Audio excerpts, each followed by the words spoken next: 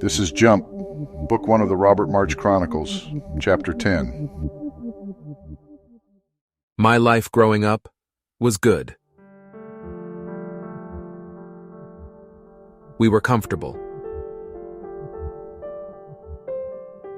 Dad had been an early employee at Microsoft, and by the time I came along in 1988, he'd cashed in his stock options and was settled firmly into early retirement. Mom kept active. She was a school teacher at Portland Waldorf School, where I was a student, and where two of the most impactful events of my life took place, both altering the trajectory of my future forever.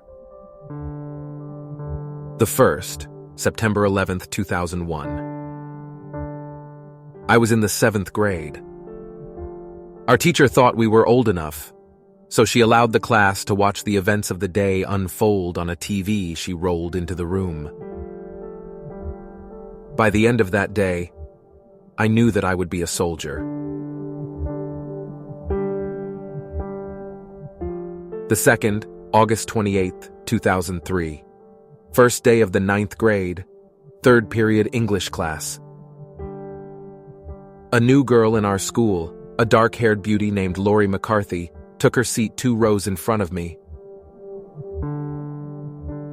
By the end of that day, I knew she was going to be in my life for as long as she could stand it. We were together constantly until the time we both went away to college. She to Portland State for nursing, and me to the University of Oregon on an ROTC scholarship studying physics with a minor in computer science. We maintained a long-distance relationship for a while, but she ultimately declined to become a military wife.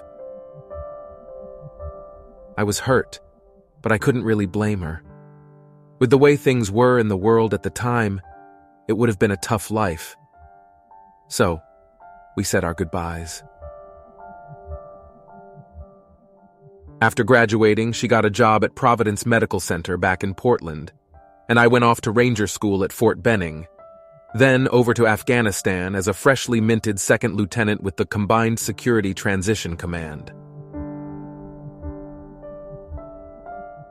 Lori and I lost touch in the following years. I had a war to fight, and she had a life to get underway. We decided that it would be best if we moved on and tried to forget about each other. And that's the way it stood.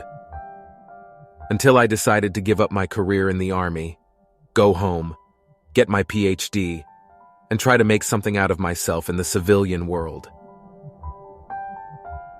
Shortly after my return to Portland, Mom got COVID. She was hospitalized at Providence Medical Center, and as fate would have it, Lori was her nurse.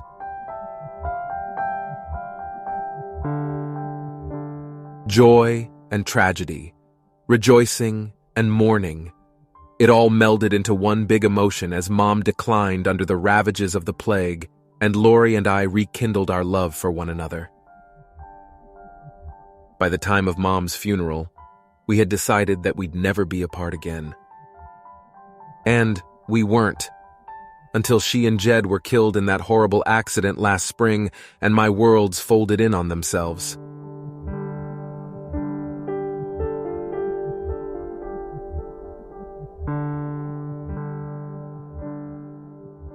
The trajectory of life is so damn fragile. Think about it. If Lori had been assigned to a different English class in 9th grade, we may have never met. Or if Mom hadn't got COVID, we may not have reconnected. Or if Lori had passed through that damned intersection a few seconds earlier or a few seconds later. You see what I mean, right? Our every choice, our every decision, our every left instead of a right, and every up instead of down, is like the launch of an artillery shell. The smallest variable can make a huge difference in where it lands. A tiny adjustment of the horizontal or vertical orientation of the barrel. A slight difference in the charge of the round. A small change in wind direction. All can and will have an influence on where that round will land. But life is not a single round. In fact, Life is a war.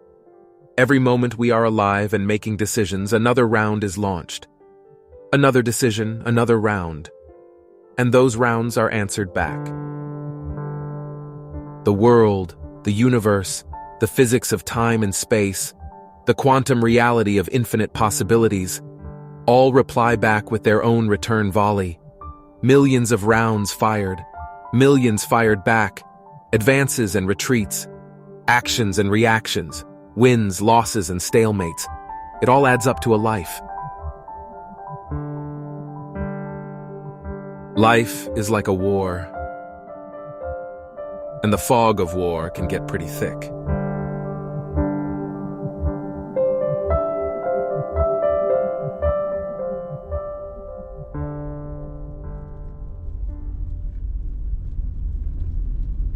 We pulled into Portland just as evening rush hour was kicking in.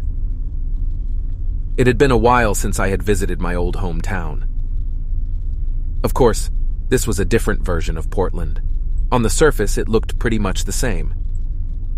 But I had knowledge of one huge difference, at least on a personal level. And that difference would soon test my soul to the limit. I guided Frank through the still familiar streets until we reached our destination on Lloyd Avenue, just off MLK Boulevard. Frank found a parking spot on the street and pulled in. I think it's best if you stay outside, Frank. I don't like that idea, sir. I don't like it at all. I'll be okay. I need you to watch my back out here, buddy. But sir, No arguments, Frank. I outrank you, remember? I got out of the car and walked up the narrow stone path to the front door of the house. A beautifully restored old brownstone from the 1930s. I glanced around to see if I was being watched, paused, then rang the bell. The door opened, and there she was. Lori.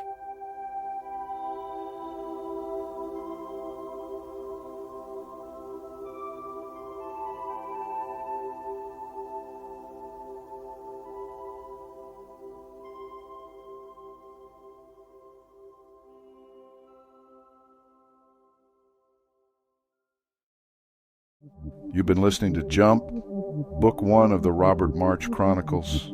For more information, visit therobertmarch.com.